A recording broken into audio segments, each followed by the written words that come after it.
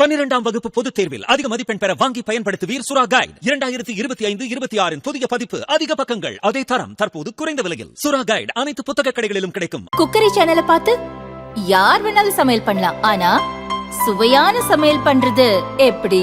நான் இதயம் நல்லெண்ணெயில சமையல் பண்றேன். ஆஹா ஓஹோன்னு பாராட்டுறாங்க. நீங்களும் இதயம் நல்லெண்ணெயில சமையல் பண்ணுங்க, பாராட்ட வாங்குங்க. தினம் தோறும் வாங்குவே இதயம் இதயம். வணக்கம். செய்திச் சுருக்கம். விழுப்புரம், புதுச்சேரியில் விடுமுறை. விழுப்புரம் மாவட்டத்தில் தொடர்ந்து மழை பெய்து வருவதால் பள்ளி கல்லூரிகளுக்கு விடுமுறை அளித்து கலெக்டர் பழனி உத்தரவிட்டார். புதுச்சேரியில் பெஞ்சல் புயலால் பாதிக்கப்பட்ட பள்ளிகளில் இன்னும் சில பள்ளிகளில் மழைநீர் வடியாததால் 17 பள்ளிகளுக்கு மட்டும் பள்ளி கல்வித்துறை விடுமுறை அறிவித்துள்ளது. கடலூரில் வழக்கம் போல் இன்று பள்ளி கல்லூரிகள் செயல்படும் என தெரிவிக்கப்பட்டுள்ளது. 10ஆம் தேதி வரை மழை நீடிக்கும். கிழக்கு திசை காற்றின் வேக மாறுபாடு காரணமாக தமிழகத்தில் ஒரு சில இடங்கள், புதுச்சேரியில் இன்று இடி மின்னலுடன் மிதமான மழை பெய்ய வாய்ப்புள்ளது. வரும் 10ஆம் தேதி வரை மிதமான மழை தொடர வாய்ப்புள்ளது எனவும் வானிலை ஆய்வு மையம் தெரிவித்துள்ளது. சென்னை மற்றும் புறநகர் பகுதிகளில் இன்றும் நாளையும் வானம் ஓரளவு மேகமூட்டமாக காணப்படும். ஒரு சில இடங்களில் அதிகாலை நேரத்தில் லேசான பனிமூட்டம் காணப்படும் என கூறப்பட்டுள்ளது. புதுச்சேரி அருகே கரையை கடந்த பெஞ்சல் புயல் கிழக்கு மத்திய அரபிக்கடல் பகுதியில் காற்றழுத்த தாழ்வு பகுதியாக பரவியுள்ளது. அங்கு வளிமண்டல சுழற்சியும் இணைந்து காணப்படுவதால் லட்சத்தீவுகள் மற்றும் தென்கிழக்கு அரபிக்கடல் பகுதிக்கு மீனவர்கள் செல்ல வேண்டாம் என வானிலை ஆய்வு மையம் எச்சரித்துள்ளது. முன்பே எச்சரித்த மத்திய அரசு, கண்டுகொள்ளாத தமிழக அரசு. தமிழகத்தில் பெஞ்சல் புயலால் பெய்த கனமழை காரணமாக வட மாவட்டங்கள் கடுமையாக பாதிக்கப்பட்டுள்ளன.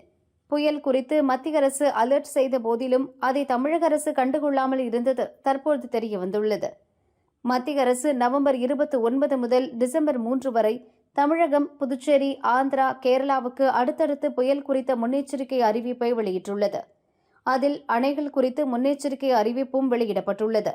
சாத்தனூர் அணை, கோமுகி, பூண்டி, செம்பரம்பாக்கம், வெலிங்டன் அணைகளுக்கு நீர்வரத்து அபரிமிதமான அளவில் அதிகரிக்க வாய்ப்புள்ளது.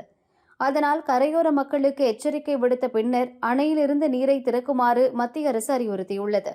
ஆனால் அப்படி செய்யாமல் சாத்தனூர் அணையிலிருந்து 1,72,000 கன அடி நீரை திறந்து விட்டதால் தற்போது பாதிப்பு ஏற்பட்டுள்ளது தெரியவந்துள்ளது.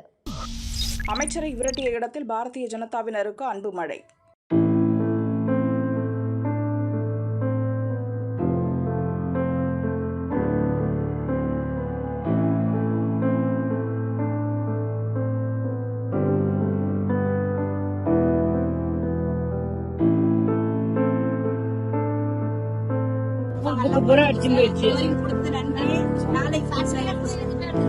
எதுவுமே எல்லாமே விட்டு அதெல்லாம் மறுபடியும் திருப்பி வரணும்.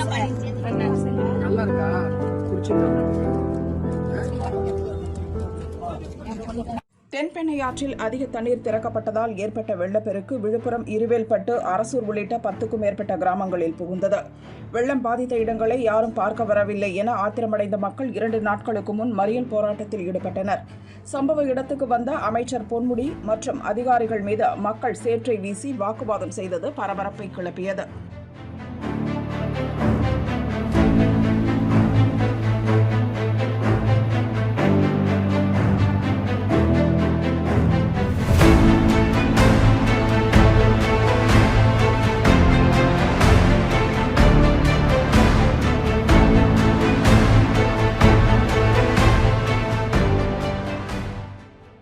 நேற்று இரவு அதே இடத்துக்கு சென்று பாரதிய ஜனதா மாநில செயலாளர் அஸ்வத்தாமன் மக்களை சந்தித்தார்.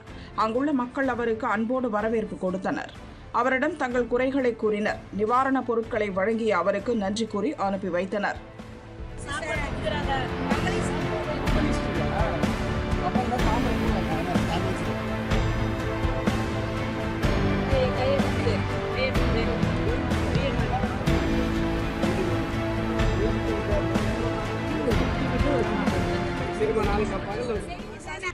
வெள்ளத்தால் பாதிக்கப்பட்ட இருவேல்பட்டு மக்களை சந்தித்தேன்.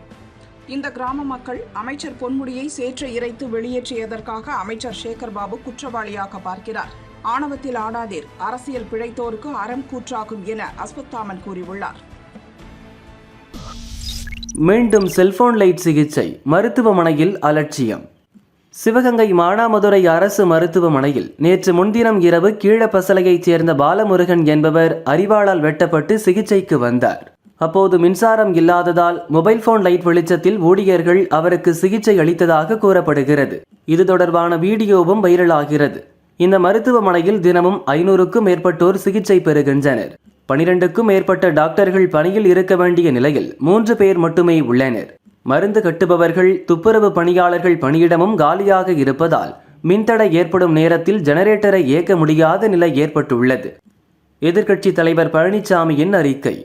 டார்ச் லைட் வெளிச்சத்தில் மருத்துவர்கள் இன்றி ஊழியர்களே தையல் போட்டு சிகிச்சை அளித்த செய்தி அதிர்ச்சி அளிக்கிறது. ஜெனரேட்டர் வசதிகளோ, எல்லா நேரங்களிலும் சிகிச்சை அளிக்க போதிய மருத்துவர்களோ இல்லாத அவல நிலை உள்ளது. மருத்துவத்துறையை அதல பாதாளத்தில் திமுக அரசு தள்ளிவிட்டது. முதல்வரோ மக்கள் வெள்ளத்தில் தத்தளிப்பது குறித்த எந்த அக்கறையும் இன்றி கூட்டணி கட்சி கூட்டம் நடத்தி கொண்டிருக்கிறார். அமைச்சரோ தனக்கொரு துறை இருப்பதையே மறந்துவிட்டு வாரிசுக்கு பிறந்தநாள் விழா எடுப்பதில் மட்டுமே முனைப்பாக இருக்கிறார். மக்கள் பற்றிய சிந்தனையே இல்லாத திமுக ஆட்சியாளர்கள் உடனடியாக வெடித்துக் கொண்டு தங்கள் துறைசார் பணிகளை இனியாவது கவனிக்க வேண்டும் என கூறியுள்ளார். ஒரே ஏரியாவில் அடுத்தடுத்து 4 பைக்குகள் கொள்ளை. மங்கிகுள்ள ஆசாமிகள் கைவரிசையா?